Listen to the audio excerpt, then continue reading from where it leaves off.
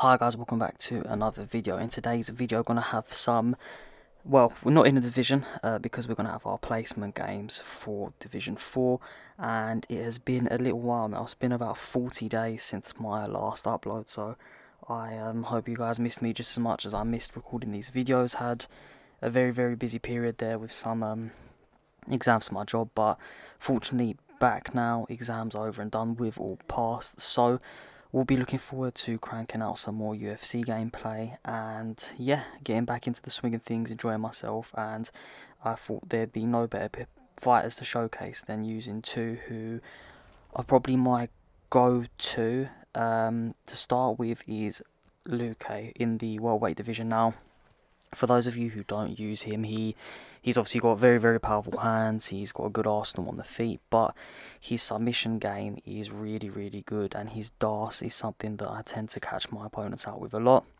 And you can see here that I'm against my favourite fighter, which is Shavkat, who I do believe will be the welterweight champion sooner rather than later. But nevertheless, in this matchup here, this is a very interesting one because Shavkat is extremely well rounded, so is Luque. I'd say Shavkat obviously has the advantage when it comes to the ground, but it is only marginal. I'd say he's got the advantages with the takedowns, with the submissions.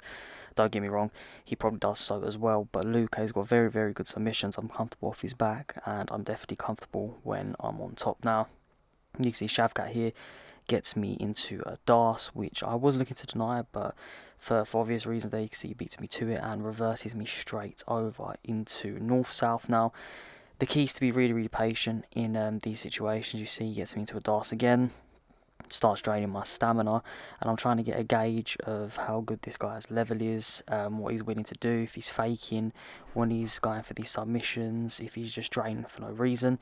And overall, I was just trying to get some reads there and seem to know what he's doing. Definitely isn't good at denying the escapes with submissions, which is always handy, so I'm able to slip right out. If it's a case that you ever are against someone that's obviously really good at denying the submissions escapes, then fakes will be your best bet, really. Keep faking and wait for them to react on a bite, and then go straight into it. But one thing you can see here that he's very good at is reversing. Now, these grappling transitions here I thought were really interesting. You can see a lot of deniers, a lot of reversals, and I'm on his back looking for the rear naked choke. You can see here, denies again, denying, looking to lock in that submission here. His stamina's almost fully drained, and it's about to be now, but he does a good job of getting to this position here. But overall, the grappling exchange has been very good, and this is one thing that I like assessing, is to see how good someone is at the area where they're meant to be the best. That's a Shavkat, of course, although he's extremely well versed. Predominantly where the majority of the player base use him, especially elite level fighters, will look to incorporate and utilize his grappling. Now, if I have the ability to nullify that, how is that going to impact my opponent's game plan going into rounds 2 and 3? That's the big question here, because although my opponent done a very good job in neutralizing my ground game to a degree and getting the reversals when need be, getting out of the submission attempts, I did feel quite a distinct advantage. And the key thing to remember is this all started from a takedown from myself, so 1 for 1, and you see that does a good job there, the flying knee. So I expected more of the same this round. I wasn't really going to go for a takedown. I was going to try and work the leg and see if we can take away some of the head health, but predominantly going to look to take out that lead leg, because Shavkat has a, I believe it's an 80 switch stance. I may be incorrect, I'm not sure if that was upgraded, but I know that the switch stance isn't great, so I'm definitely going to be looking to prioritise attacking that lead leg where possible, mixing it up to the body, because Shavkat's obviously extremely dangerous, and I don't want it to get into a position where once we are on the ground, Shavkat has a stamina advantage. Now, one thing that's important to notice and really play out for is Shavkat's knees in the clinch. I think he has really high stats when it comes to those, but notoriously with Shavkat players, once they get you in the clinch, they're going to be kneeing, zapping away at your stamina, head health, depending on where they're going, and ultimately just looking to drain you. So I'm going to be very patient with the new stamina update. You can't really just throw and not get penalised for it, so it's important to pick my shots, work my selection well, and The overall goal here is to, when I'm in the pocket, I'll be looking to throw small combinations, move my head, capitalise on any mistakes, and once we're in that kickboxing range, look to attack the lead leg. And then over time, this should create a really big imbalance. It will draw out the power of Shavkat. It will start nullifying that. And hopefully the presence of just keeping going to the leg will eventually open up an opportunity to go for the heads. And based off that, either get a knockdown or a stun, but look to progress from there. So you can see what's happened here is Shavkat's starting to get a little bit frustrated. Looking to just chain in those elbows. Potentially got to look to start knee spamming, is the thoughts that were going through my head. So I'm trying to be patient. You can see really picking shot selection, really trying to put through that question mark here. Shavkat's thrown that a couple times, so it became a bit more predictable as the fight went on. Again, gets me in the clinch, lands one of the two knees. Again, not doing uber damage here. Definitely draining a lot more stamina than I am, and whiffing a lot more punches. And another good leg kick, and the range management right now has been dividend into how the stamina is really playing out. You can see I'm really trying to isolate the body.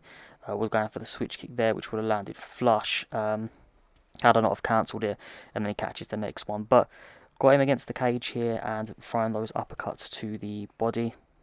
Again, I'm used to really playing out the 5-round fights and not the biggest round, the 3-round fights, and I feel like sometimes that plays to my disadvantage, especially where I'm looking to constantly take away the legs and the body.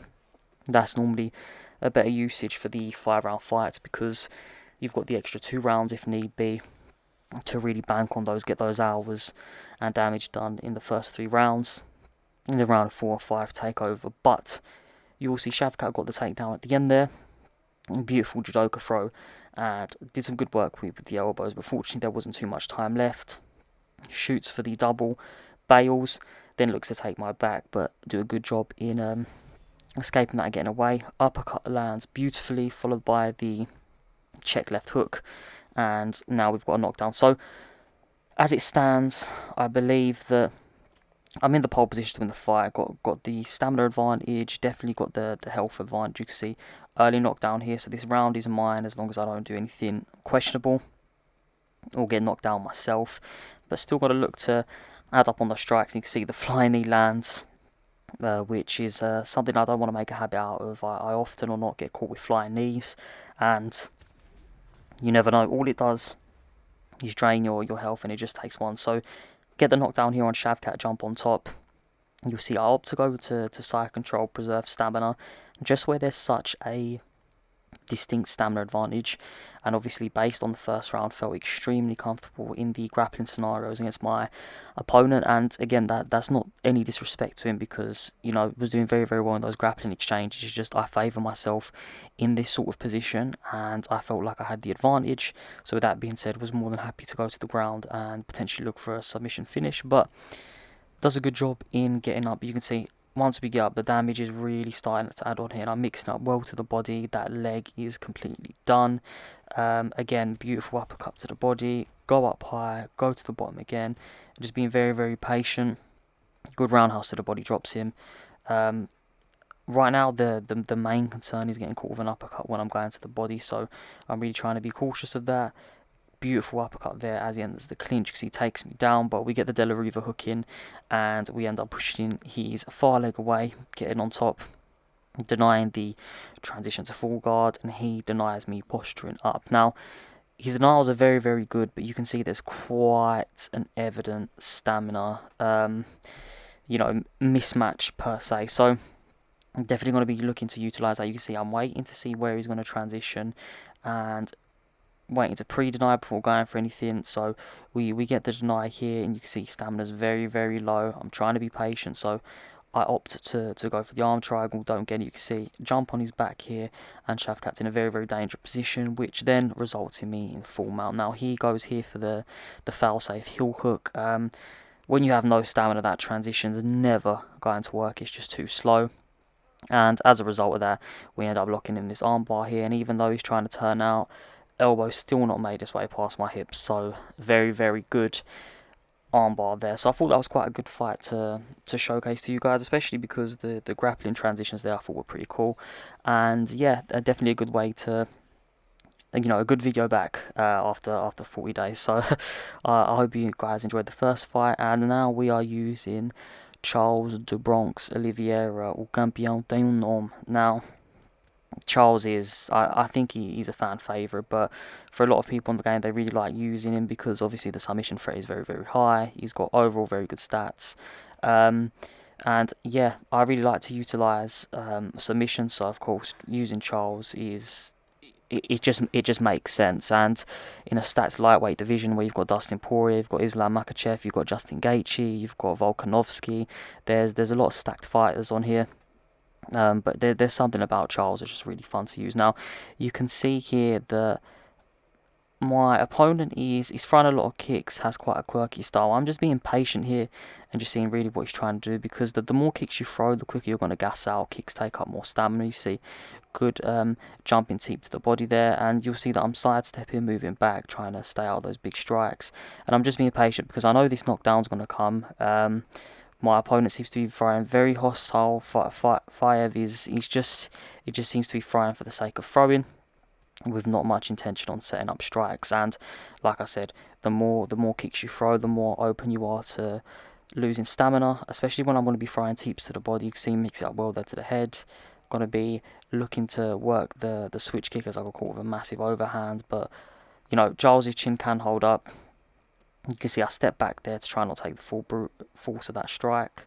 And yeah, I can tell that Fiev is starting to get frustrated. Throwing strikes when his stamina hasn't fully replenished is always going to be a bad sign. Goes for a kick in boxing range, which is never the right thing to do. And you can see here, I think about it and I jump for the triangle. Now, I get the first deny, so you know where he's going to go the second time.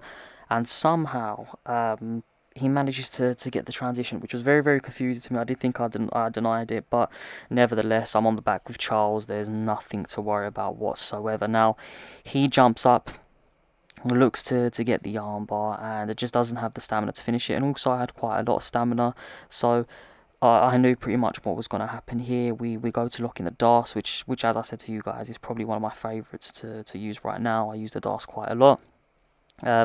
He gets the fail safe and gets out of the first one, but of course we're going to transition straight into the next, and this time he succumbs to the pressure. We get the deny, he also denies me, but eventually we're going to lock in that submission. So just want to say, if you did enjoy the video, don't forget to leave a like. If you have any content suggestion, let me know in the comments below.